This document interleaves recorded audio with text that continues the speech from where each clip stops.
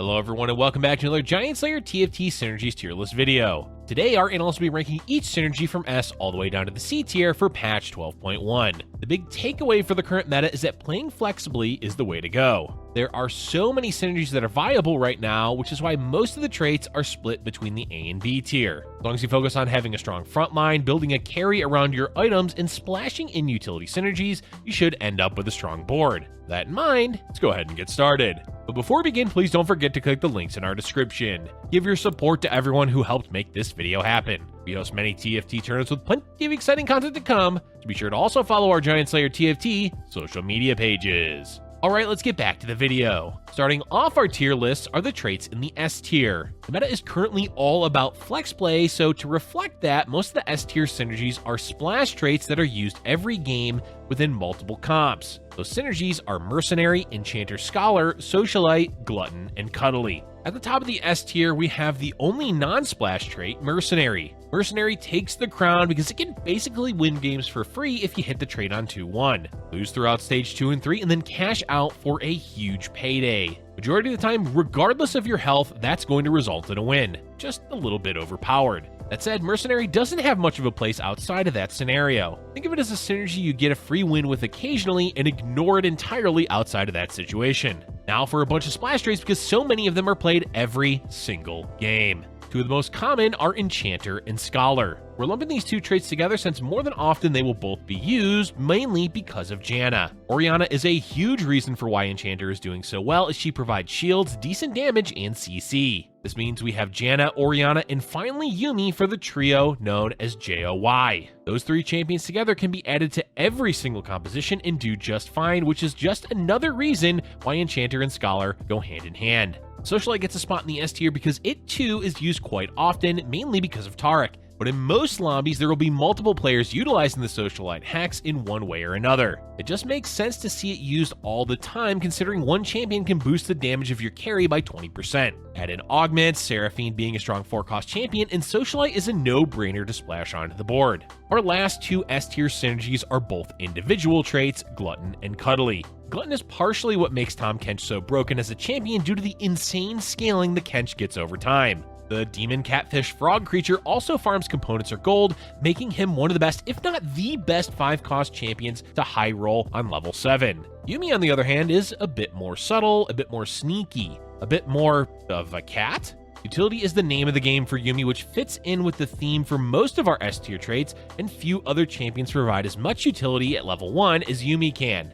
With that, we can move into the A-tier synergies, which consist of Clockwork, Arcanist, Challenger, Syndicate, Bodyguard, Colossus, Chemtech, Bruiser, Protector, and Assassin. There's a lot of synergies in this tier because there's a lot of viable options in the current meta. All of these traits can be used in one way or another depending on your carry, items, and augments. First off, we have Clockwork, which we debated putting in the S tier because of how broken Orianna is. That's more to do with her utility and being an enchanter, not so much with Clockwork. That said, Clockwork has a huge presence in the meta either as a splash trait or when running Jhin as the main carry. Definitely a top tier synergy for the current meta. Arcanist is back in action now that they buffed up quite a few of the champions. Those buffs make it a lot easier to run Arcanist throughout each stage of the game while having a solid late game based around Lux, Swain, Malzahar, or Victor, as any of them can carry. The main issue with Arcanist is the lack of flexibility since there's not many other common AP traits to pivot into. Overall, that's not much of a problem due to how consistent Arcanist is in the current meta. Somehow, someway, Challenger keeps on keeping on in the meta. Probably because even if you nerf aspects of it, there's a bajillion different carries to play, and pairing them together makes up for their inherent weaknesses. Toss a Kai'Sa to your Fiora or a Yone in with your Samira or any combination you want. Challenger is just too good as a synergy for carries based around auto-attacking, so it's likely to always remain relevant. Syndicate has been the big winner of the patch with the 7 Syndicate buff, though to reach 7 of the trait you do need some augment or emblem assistance. That aside, it has a strong early game, decent augments, and 2 viable late game carries, making it a well-rounded synergy in the meta. It's now frontline time, beginning with Bodyguard. Braum is here, as is Leona, and hey, we'll even throw a chicken bone to Clapio. Point is, if you need a frontline, Bodyguard is the easiest way to go about it, particularly Braum because of his giant size shield and CC. Speaking of CC, Colossus squeezes into this tier entirely because of Sion and his insanely efficient targeting. Unfortunately, Cho'Gath is barely worth mentioning, and while Galio has some value, he's a lot less likely to be used than a Sion. That does mean Colossus is rarely actually active as a trait, but that's okay. Scion carries the trait all by himself. Next are two traits that we always see played together, Chemtech and Bruiser. Bruiser is a generic frontline trait that can be used all game, but overall isn't particularly interesting. Chemtech is much more exciting, though it has gone through a series of changes over the course of the few patches we've had so far in Set 6. Consider Chemtech as a trait you'll fall back on when you need something reliable to play. Another trait we debated putting into a different tier is Protector, but much like Colossus, we had to bump it up in value because of Scion. Sure, it has other useful champions, but the crown still goes to Scion. Blitzcrank is an honorable mention here since he does bridge the gap between bodyguards and protectors. Finally, Assassins. Assassins have had a bit of a resurgence thanks to Syndicate, niche Imperial builds, and oddly enough, Katarina. There's multiple ways to play Assassins and they can do it well, but we do caution anyone playing them. If you want to do well with Assassins, you gotta sweat. We're talking about scouting and positioning perfectly every round. Otherwise, we recommend a different build. Next up is the B tier traits, which consist of Yordle, Innovator, Transformer, Scrap, Twinshot, Sniper, Academy, Mutant, Imperial, and Enforcer. This tier consists of the bulk of the remaining traits in the meta that are generally situational, such as early game focused, or have niche compositions that you can play around them. Or in some cases, they're just used to pair with a stronger synergy. Standing above the rest is Yordles, which the irony is not lost on us. Anyway, Yordles are the money makers of the meta. Toss them in, get some money, toss them back out. We don't recommend building a board around Yordles specifically, but they are useful for econ, hence why we rate them relatively highly.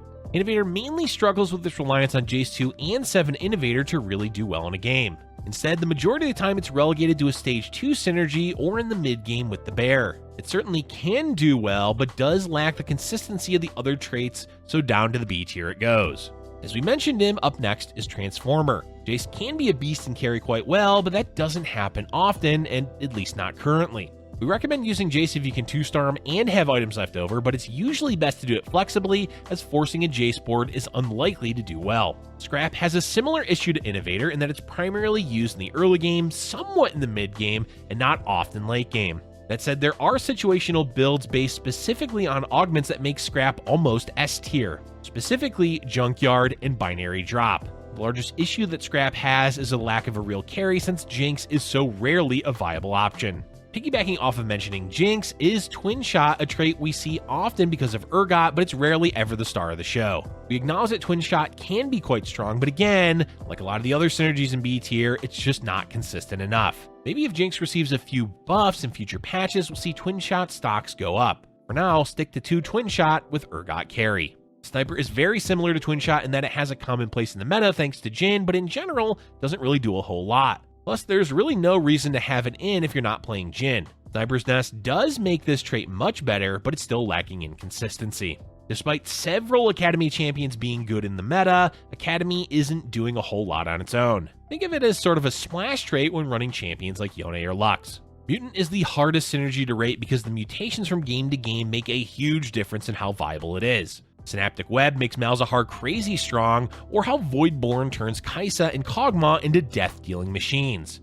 It's definitely not a bad synergy by any means, but the randomness of what mutation each game will have, plus the lack of consistency and strength between each mutation, means we have to rate it lower on the list. Just keep in mind that Mutant is a wild card. Sometimes it's useful, other times it's not. We really wanted to place Imperial higher on the list because there are niche builds where it absolutely pops off. And it has Scion. We've already proclaimed our love for Scion multiple times. Unfortunately for Imperial, at the baseline, it's just not strong enough to use every game. Not being able to consistently play 5 Imperial is a big issue since that's really when the trait gets good. There's also the all-for-one synergy which takes Imperial easily into the A tier, but how often do you really get offered that synergy? And when you are offered it, is it too early in the game where you have to commit to it and hope for the best, or is it later on when pivoting is improbable? Bottom line is, Imperial can be great, maybe even borderline overpowered, but those moments are few and far between, which is why we have to put Imperial near the bottom of the B tier. And finally, to round out the B tier, we have Enforcer.